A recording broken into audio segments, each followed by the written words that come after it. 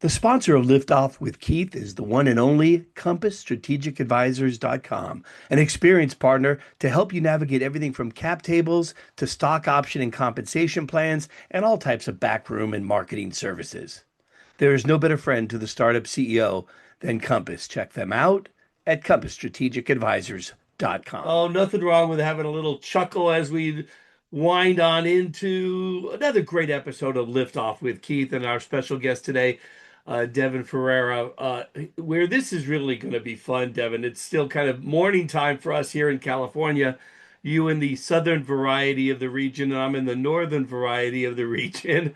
But we're talking grapes and fermented ones at that, and the business that you run called CruTrade, which has taken the wine industry and kind of taken it into the technology layer, and also focusing on the collector layer. So it's really kind of amazing. I love wine. I'm not that astute. I have no potential as a sommelier, but I do love going up to the wine regions and doing wine tastings and having some of the great stuff and hearing the great stories about how wine is built and made. And you're in the process of really kind of adding a new layer to it. Why don't you share with our audience what you're working on at CruTrade? Yeah, thanks, Keith. I appreciate that. And yeah, good morning to you. It is morning here, a little bit early for wine, but not too early for coffee. So we'll talk about wine while we drink coffee. There you go. Um, it's not so much about the technology per se, although wine is such an interesting business because it is arguably the world's oldest industry. We've been making wine for 8,000 years. But still the industry runs on technology that, was built in 1985. So it's kind of old fashioned. Yes, it begins with grapes and farmers. But it's a shame just how overly complex the way we manage the business has become and how outdated the systems are. So this is less about just trying to bring technology to the wine industry, but it's more about trying to serve the needs and the interests of people that really care about the craft and really care about the wine. And yeah, we're using technology to solve some very real problems for them. And we're pretty excited about where we're heading. Well, you're being modest now, so share with us a little bit more detail on what you're doing to accomplish just that. Sure. So, when you think about the wine business, and the wines we'll talk about today primarily are the best wines in the world. So, if you look at the wines on CruTrade, it really represents wines that originate from the top, say, 300 producers in the world, primarily Old World, Bordeaux, Burgundy, Champagne, parts of Italy, and we've started to add some wines recently from places like Spain and Portugal, but highly selective highly selective. And when you're into serious wines like that, or when you really care about wines, you have a few problems. The first one is, as a collector, it's really difficult to get access to the best wines in the world. Yes, on the whole, wine consumption is deteriorating slightly over time, but for the very best wines in the world, at the top of that pyramid, there's still a tremendous amount of demand and interest in getting hands on the best products out there. And so, as a collector, you've got a few key problems. The first one is access. You're in California. We don't have any California wines, but just to make it relevant to our region, it's really takes a long time to get on mailing lists for the best wineries. And certainly when you expand that to the regions we spoke about, it can take 7 to 10 years in some cases to actually get an allocation if you're just a guy who's interested in wine and has resources. So that's a big problem. The other problem is curation. How can you be sure that what you're buying is great? Yes, you can get all the typical names, but if you're somebody that really wants to hunt and peck on the fringes of finding what's hot and the new rising star in Burgundy, say, curation becomes super important. So selection is a big problem. What do I buy? And how do I get my hands on it? So that's a big problem. Another problem that you have is, let's assume you could solve those. How can you be comfortable that what you're getting is not just authentic? Sure, fraud is a challenge in the industry, but it's not the biggest issue. A much bigger problem is provenance. How can you make sure that the wine that you've been able to secure has been treated right? wine is really unique in the sense that it's the world's only living luxury product, if you think about it. And every time you move a bottle, the wine dies a little bit. Wine doesn't like movement, it doesn't like vibration, it doesn't like heat. It just likes to sit still and get better, right? Kind of like me, as my wife likes to say. But Do you like so it? Do you like what 60-degree temperature yourself? Or I see you there it's a in your little fridge cool. I grew underneath. up in South Africa, so I'm more of a '70s kind of guy. But we digress. So selection's a challenge, but if you can get your hands on it, how can you be sure that the provenance is there and that the wines have been treated properly from inception? I mean, I'll give you a really visceral example. 1982 Chateau Lafite is a famous Bordeaux. That was a while ago now. I can remember 82. I'm not sure if you can, but most people, it's a long time ago. And if you think of a bottle of wine from 1982, that particular bottle will fetch something in the order of about 4,000 US on the open markets. Now, if that bottle has changed hands and been moved from cellar to cellar 4 times during the course of its life, which is not a crazy number if you think of the age of the wine, then there's a chance that it's suffered some form of degradation, whether it's cork taint or heat damage or oxidative stress or something. That there's a chance that it's gone through some of that, approaching 50%. Now, if you're spending $4,000 on a bottle of wine, and on the day you pull the cork finally, and it's not at its peak, that's a tragedy for somebody that really cares about that wine. And it's a very disappointing day, right? So when you do the math, that's really how damaging it can be, because every time you move, the risk compounds. So I studied engineering earlier in my life, and so I love numbers. And when I started to get my arms around this problem, we said, all right, let's do some modeling, let's do some math, and figure out like how does the risk of spoilage actually stack up. And it's as stark as that. If it trades 4 times, I think it's 48% is the likelihood that some kind of degradation has happened in the bottle. And so, we really want to tackle that problem. So it's access and it's provenance. Those are really the big challenges that we're bringing technology to bear to solve for people that really care about wine. And then the third thing is, trying to shrink that gap between the producer and the drinker. So thinking about how we can connect the wine lover with the winemaker in a way that really gives them both much more of a through line to one another.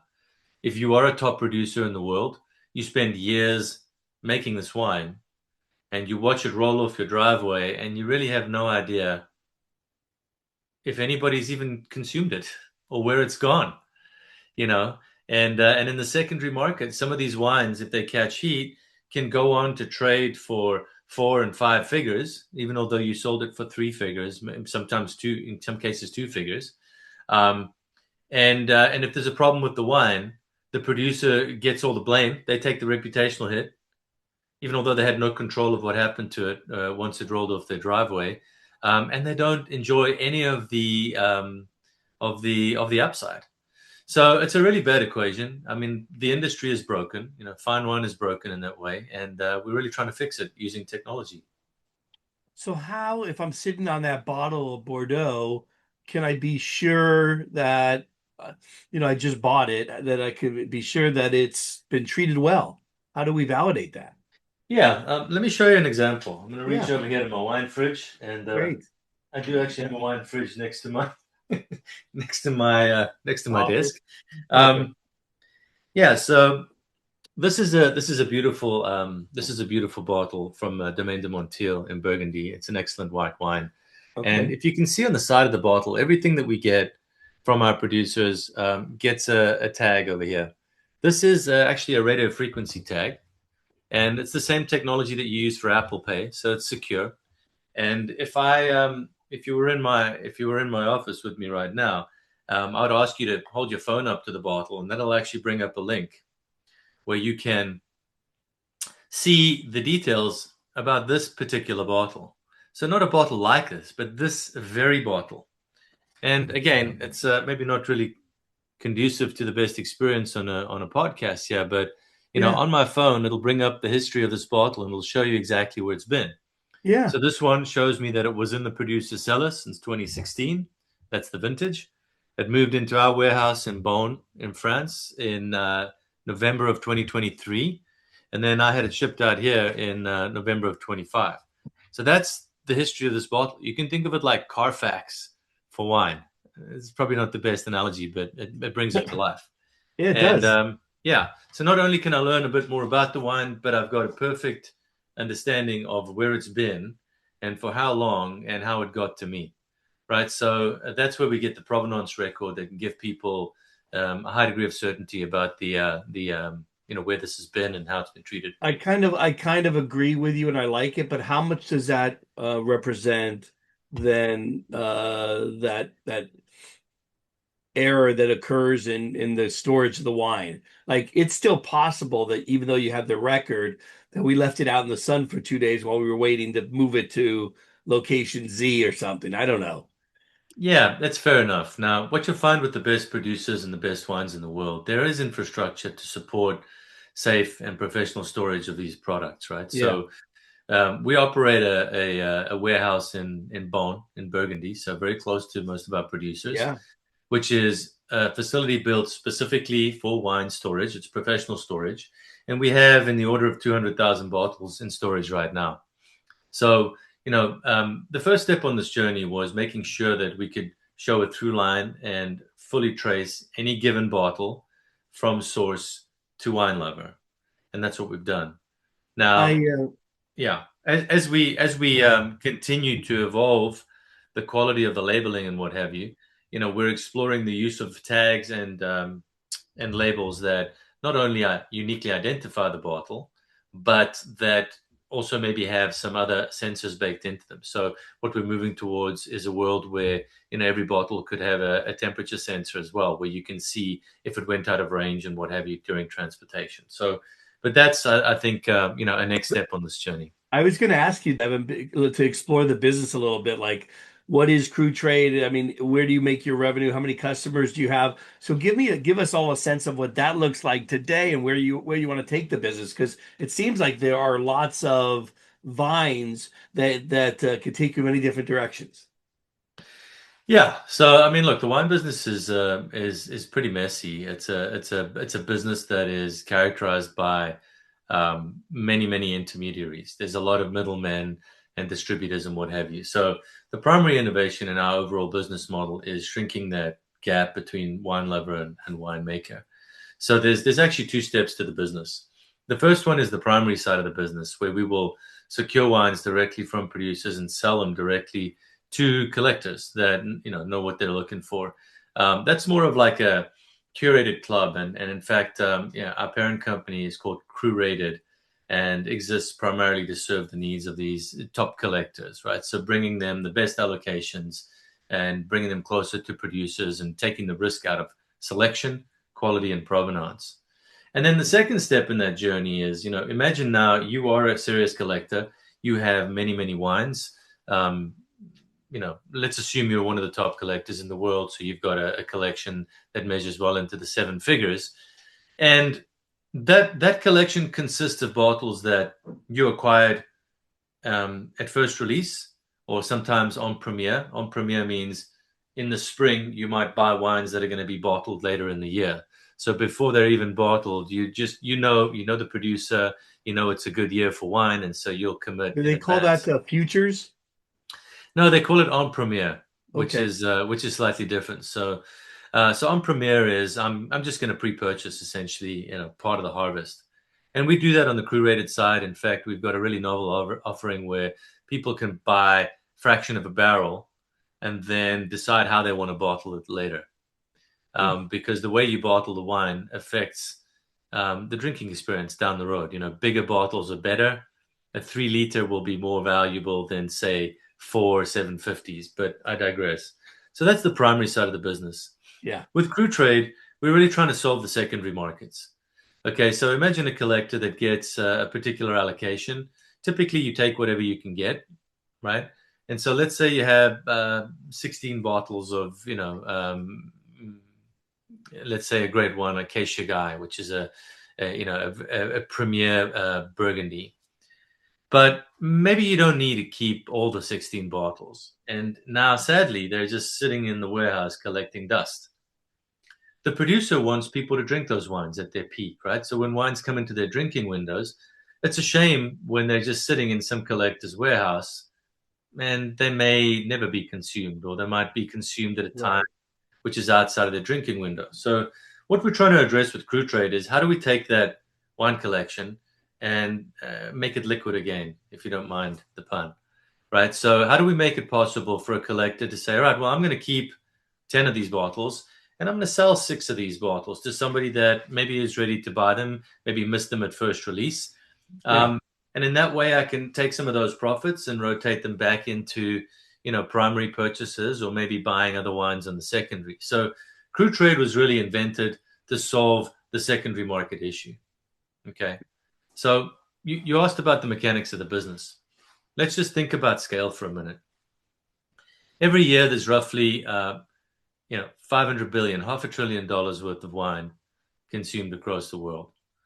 A fraction of that, let's just call it 9 to 11%. So I don't know, roughly 50 billion of that is what you would think of as fine wine. These are wines that are selling for, low to mid 3 figures at first release, but can go on to fetch crazy numbers in the secondary market. So that's kind of the scale of the business there.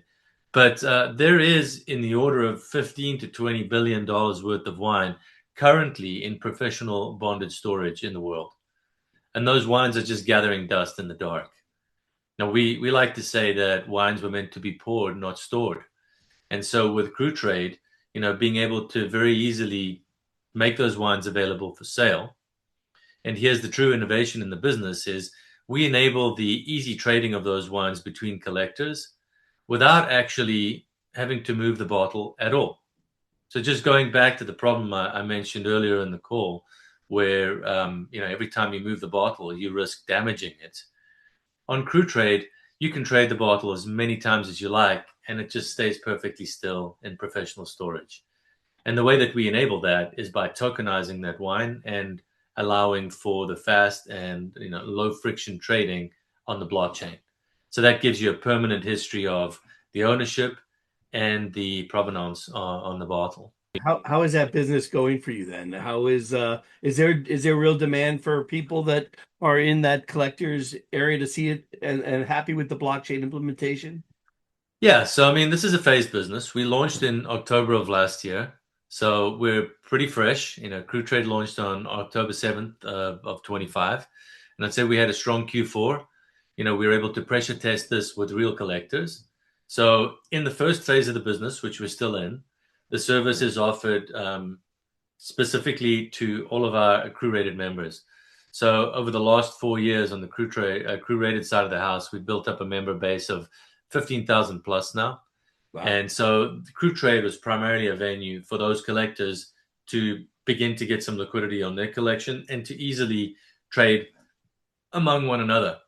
In the next phase of the business, we're looking for ways to actually bring this to a broader market. So thinking about how we can tap into that 15 to $20 billion worth of wine that's sitting in bonded storage.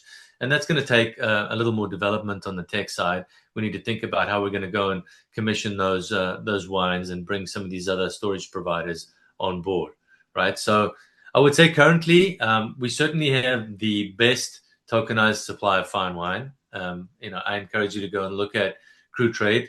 Anybody who knows anything about wine, I think, will be suitably impressed with the selection there. And since launch, we've seen pretty good listings activity, and we've had a sell through in the order of 25% of the bottles that are listed there. So, in the grand scheme of things, I think the volumes are still quite small, but we're early in this game, and we think that it's going to get traction And do you as want to time keep goes it by. do you want to keep it pretty exclusive to the top wines in the world in the regions of the world, or do you see a scenario where Napa wines will have a module on your marketplace?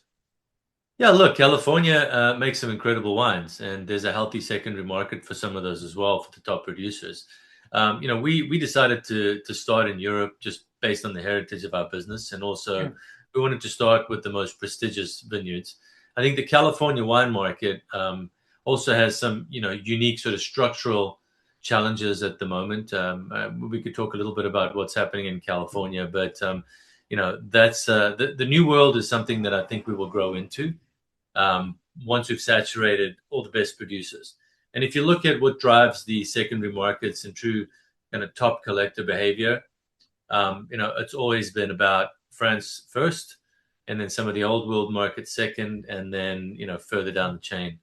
But yeah, so it's not that we're not interested in some of these regions. It's just that we'll get to them. It's additional complexity, and there's not a huge economic incentive for us to do that, especially given some of the volatility and structural challenges that are facing the California wine market. Yeah, no, I know a little bit about it. I come from a restaurant family, and I'm a wine fan for many years. So I've had a lot of friends in the wine industry, and I know of the challenges. It is a very difficult market now.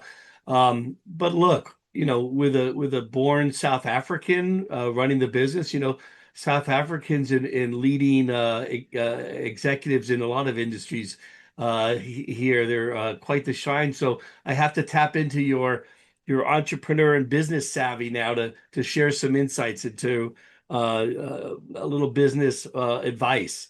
What have you learned over the course of not just starting CruTrade, but in your history in business of some lessons that you can share with my entrepreneurial audience, my founder audience? Maybe it applies to wine or CruTrade, and maybe it applies to things you've done in the past as well.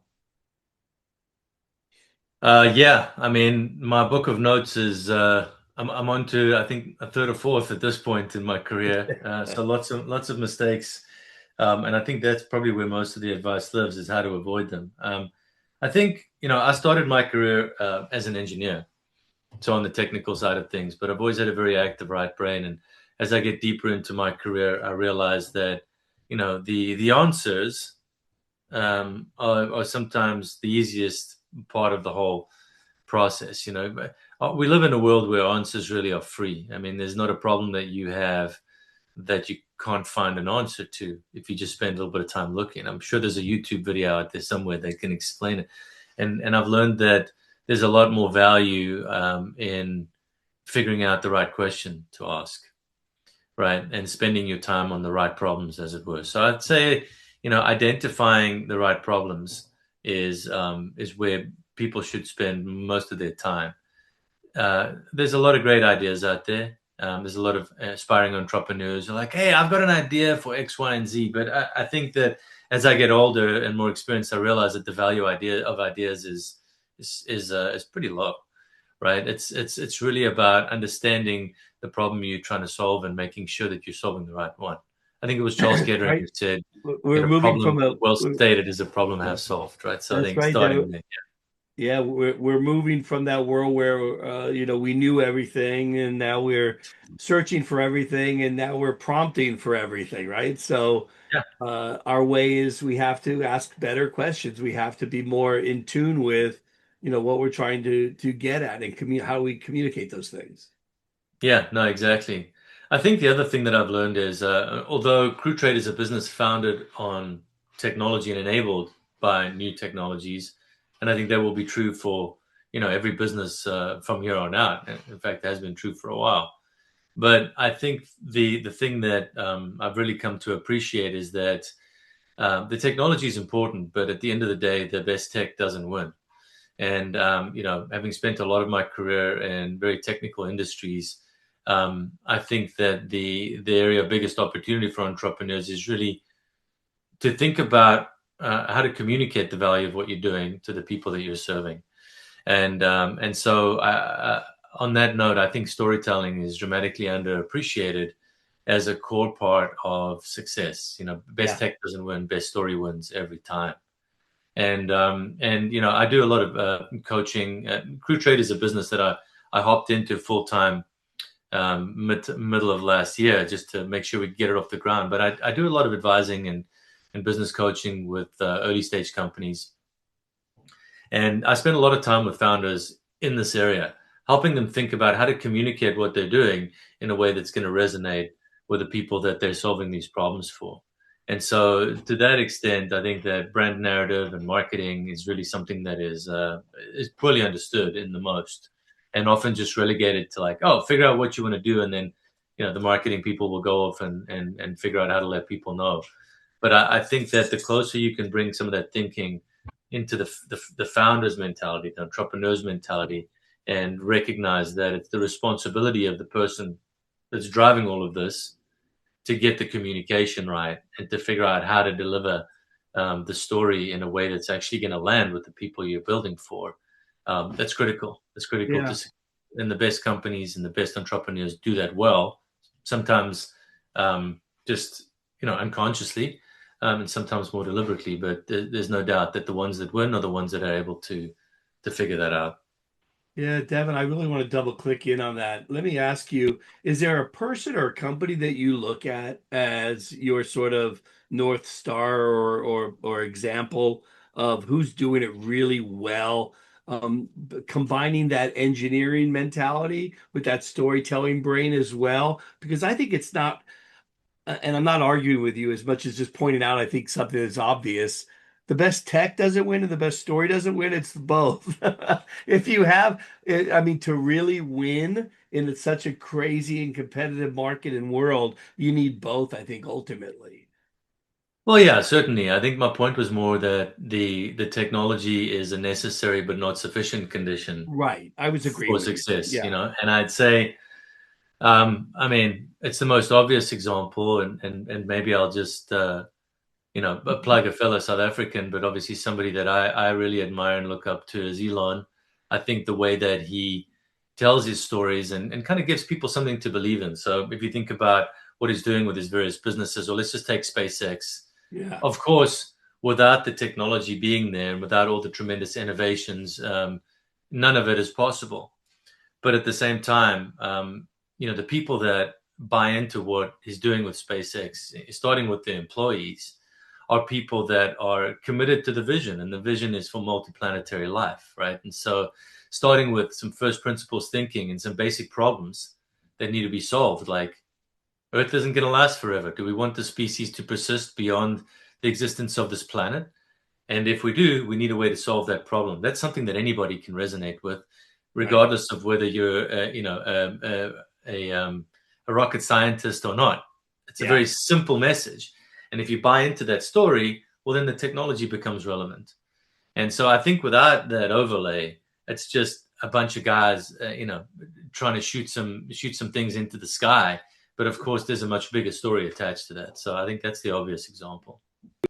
Well, Devin, I agree with you. I think uh,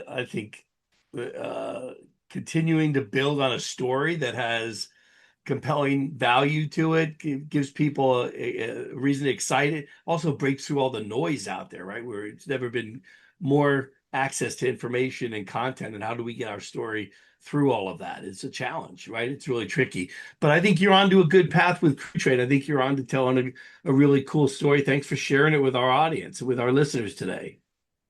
No, you're very welcome, Keith. It's a pleasure to be here. And like we're early in the journey, we've got a lot more work to do. But appreciate the people like you giving us an opportunity to share what we're trying to do with the rest of the world. No, I'm going to share this with my audience in various forums online, but I'll also make sure we grab the appropriate URL. People can check it out, and who knows, make an offer, try to get in on some of this good tasting stuff. Absolutely. Yeah. I mean, it's open to the public at CruTrade.io, and we've tried to make it easy to navigate. There's a lot of cool features. And yeah, thanks again for your support. My pleasure. Good talking with you.